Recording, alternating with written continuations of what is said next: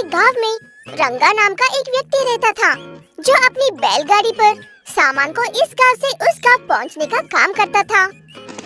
उसके पास एक गाय थी और एक बैल। गाय का दूध एक बड़ी सी गाड़ी वाला आकर दूध खरीद कर ले जाता था। ऐसे गाय का दूध बेचकर और बैल से सामान पहुंचने का काम करके रंगा अपनी पत्नी के साथ जिंदगी गुजार रहा था।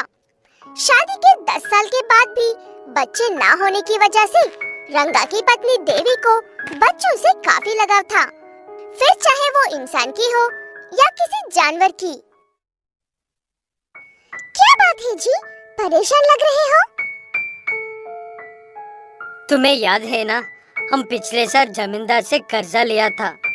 वो कर्जा लौटाने का समय आ गया है। इसमें चिंता करने वाली क्या बात है? कुछ दिन हम अपने खर्चे कम कर लेंगे। तुम जमींदार के पैसे लौटा दो। राजा की तबीयत खराब है। वो कुछ दिनों तक बैल खींचने का धुर ठीक से चल भी नहीं पाएगा। इसीलिए मैं ये सोच रहा था कि हम रानी को बेच देते हैं। ये आप कैसी बातें कर रहे हो? माना कि हमने उस बैल को बाद में खरीदा था, लेकिन वो गाय उसके जन्म से यही रहती है। हम उसे किसी भी कीमत पर नहीं बेच सकते हैं, वो भी ऐसे समय में तो बिल्कुल भी नहीं। ऐसे कैसे समय में क्या हुआ है उसे? वो गर्भवती है। भले ही वो एक गाय है, लेकिन हमने कभी भी उसे किसी चीज की कमी नहीं होने दी है। मुझे पूरा विश्वास है कि वो जमींदार उसका बिल्कुल भी ख्याल नहीं रख पाएगा।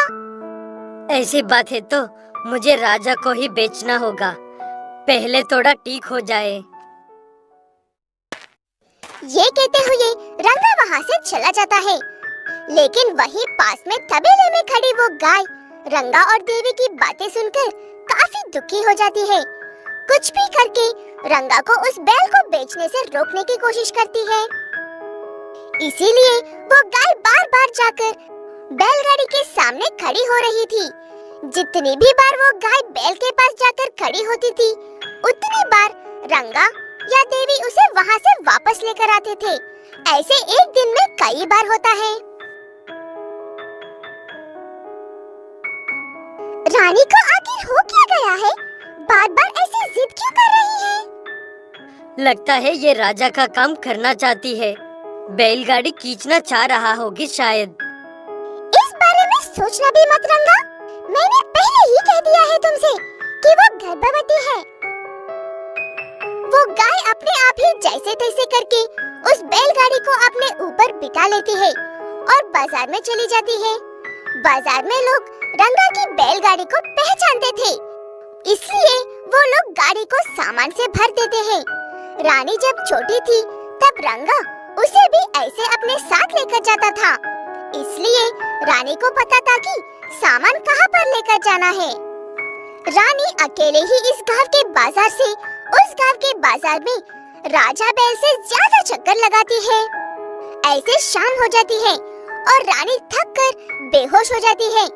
सुबह से रानी को ढूंढ रहे रंगा और देवी बाजार में पड़ी हुई रानी को देखते हैं। ये लो रंगा, तुम्हारे आज के पैसे। वैसे भी तुम्हें इस गाय से इतनी मेहनत नहीं करवानी चाहिए थी। पूरे 25 चक्कर, वो भी एक गाय से बहुत गलत बात है रंगा। 25 चक्कर? वो भी इसने अकेला किया ये साहब। वो रास्ता जानती थी और तुम सब मेरी बैलगाड़ी को पहचानते थे। ये नामुमकिन है। खुद के लिए होता तो नामुमकिन ही लगता है। अगर बात अपने किसी करीबी की हो तो इंसान हो या जानवर, किसी भी हद तक जा सकते हैं। रानी ये बात समझ गई थी कि हम राजा को ठीक होते ही जमींदार को बेच देंगे। उसने ये उसी के लिए किया है। उसने अपने बच्चे की भी परवाह नहीं की। मुझे माफ कर दो रानी, मैं एक इंसान होकर भी तुम्हारी बात समझ नहीं पाया। मैं वादा करता हूँ कि राजा को और तुम्हें कितनी मुसीबत आने पर भी नहीं बेचूंगा। ये कहते हुए रंगा उस गाय को बैलगाड़ी से अलग कर देता है। रंगा और देवी उसे घर लेकर जाते हैं और उसे राजा के पास छोड़कर हरा भरा घास खाने के लिए डालते हैं। रंगा जैसे तैसे करके पैसे इकट्ठा करके जमींदार का कर्जा लौटा देता है और सब अच्छे से रहने लगते हैं। रंगा राजा को हर रोज काम पर ले जाने की बजाय कभी-कभी छुट्टी देकर उसे रानी के साथ अकेला छोड़ देता था। ऐसे उसकी सेहत भी अच्छी रहती है। उदयपुर नाम के गांव में बुलबुल नाम की एक मायावी गाय रहती थी। वो काफी शरारती और एक लालची गाय थी। उसकी मौजूदगी में अगर कोई किसी चीज की तारीफ करे तो वो गाय किसी भी हाल में उस चीज को हासिल करने की पूरी कोशिश करती थी। एक दिन ऐसे ही कुछ लोग चांद को देखकर उसकी खूबसूरती के बारे में बात कर रहे थे। वहाँ पर वो गाय भी खड़ी थी। सच में चांद जैसी कोई चीज नहीं है। उसे देखकर हमेशा दिल खुश हो जाता है। हाँ, तुम सही कह रहे हो। और बचपन की यादें भी ताजा होती है। हम गलियों में भागते थे और ये सोचते थे कि चांद ही हमारा पीछा कर रहा है। मैं तो अपने बचपन में हमेशा उसे तोड़कर लाने के सपना देखता था। उनकी बातें सुनकर वो गाय, ये चांद इतने दूर है, फिर भी ये लोग उसकी इतनी तारीफ कर रहे हैं। अगर मैं किसी चांद को आसमान से चुरा कर ले आऊं तो ये सब लोग अपने बचपन के सपने को करीब से देखकर मेरी खूब तारीफ करेंगे। ये सोचते हुए वो गाय वहाँ से चली जाती है। वो किसी की नहीं है, वो खुद की मालिक है और उसका खुद का एक घर भी है। उसी घर के आंगन में एक अजीब सा पेड़ था।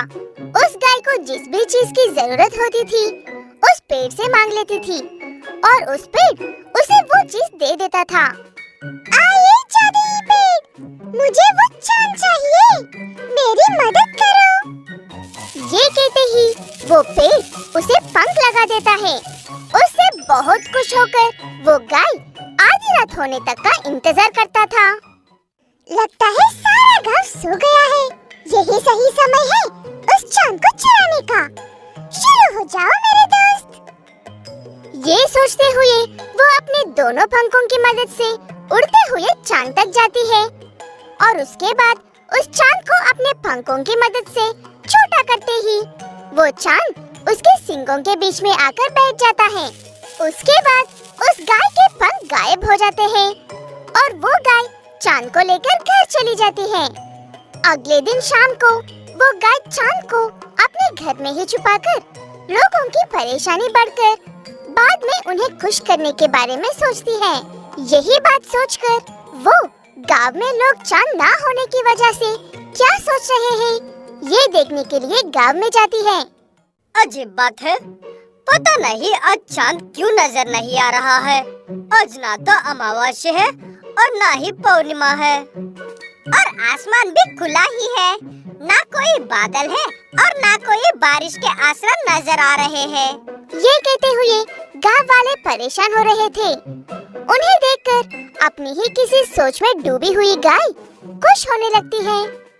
ये तो कुछ भी नहीं है, इन्हें और थोड़ा परेशान होने देती हूँ। ये सोचते हुए वो गाय पूरे एक हफ्ते तक उस चांद को अपने घर में ही छुपा कर रखती है। एक हफ्ते के बाद पता नहीं किसी पागल साइंटिस्ट का काम है या किसी घटिया जादूगर की हरकत है। वो जो भी है उसने हमसे हमारी यादें छीन ली है। सिर्फ हमारे यादें ही नहीं बल्कि हमारे बच्चों के बचपन के चंदमामा को भी छीन लिया है और रात की रोशनी को भी। मेरा बच्चा रोज चांद को ही देखकर खाना खा रहा था, वो खाना ही नहीं खा रहा है।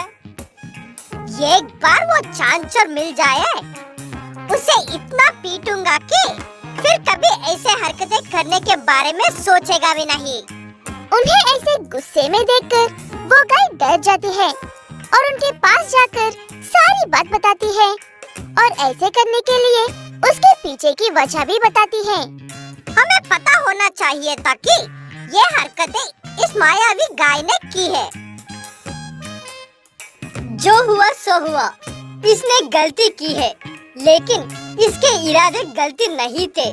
सुनो गाय, तुम आज रात से पहले कैसे भी करके उस चांद को वापस भेज दो। अगर तुमने ऐसा नहीं किया तो मैं इनके गुस्से को और नहीं रोक सकता हूँ। वो बातें सुनकर गाय चुपचाप वहाँ से चली जाती है और जाते वक्त रास्ते में ये सोचते हुए जाती है, मैं चुपचाप उस चांद को ले जाकर पेड़ को दे दूंगी, वो उसे वापस भेज देगा। ये सोचते हुए घर पहुंचकर देखा तो वहाँ पर चांद ही नहीं था। वहाँ पर चांद नहीं होने की वजह से गाय घबरा जाती है। असल में उस दिन ग्रहण था, इसलिए चांद कुछ समय के लिए गायब हो गया था। लेकिन अंधेरा होने पर भी चांद नजर न आने पर गांव वाले गुस्सा होकर उस गाय के घर आते हैं और शोर मचाने लगते हैं। हमने तुमसे कहा था कि आज चांद वापस अपनी जगह पर होना चाहिए, लेकिन शायद तुम्हें अपनी शक्तियों का घमंड है। ऐसा कुछ नहीं है। अगर मुझे मेरी शक्तियों पर घमंड होता तो ये गांव वाले एक दिन भी चैन की सांस नहीं ले पाते। लगता है उस चांद को मेरे घर से किसी ने चुरा लिया है। अब तो मैं भी कुछ भी नहीं कर सकती। अगर ऐसी बात है तो तुम्हें अपना घर और इस गांव को छोड़कर बाकी जानवरों की तरह जंगल में रहना होगा। तुमने हमसे हमारा चांद छीन लिया है, इसीलिए हम तुम्हारे आरामदायक जिंदगी छीन रहे हैं। गाय बिना कुछ कहे अपनी गलती मानकर वहाँ से चली जाती है। उसके जाने के कुछ देर बाद ही वो चांद ग्रहण खत्म होने की वजह से फिर से आसमान में नजर आने लगता है। पेड़ मेरी दोस्त, तुम सच में मेरे सबसे अच्छे दोस्त हो। चांद को वापस भेज दिया। तभी वहाँ पर उस गाय को ढूंढते हुए वो आदमी आता है। चांद अपनी जगह पर लौट गया है। अब तुम्हें जंगल में रहने की जरूरत नहीं है। चलो गांव में और दोबारा ऐसी शरारतें मत करना। ये कहते हुए वो आदमी उस गाय को अपने साथ गांव में लेकर जाता है। वहाँ पर छोटे बड़े सब लोग चांद के लौट आने से काफी खुश होते थे।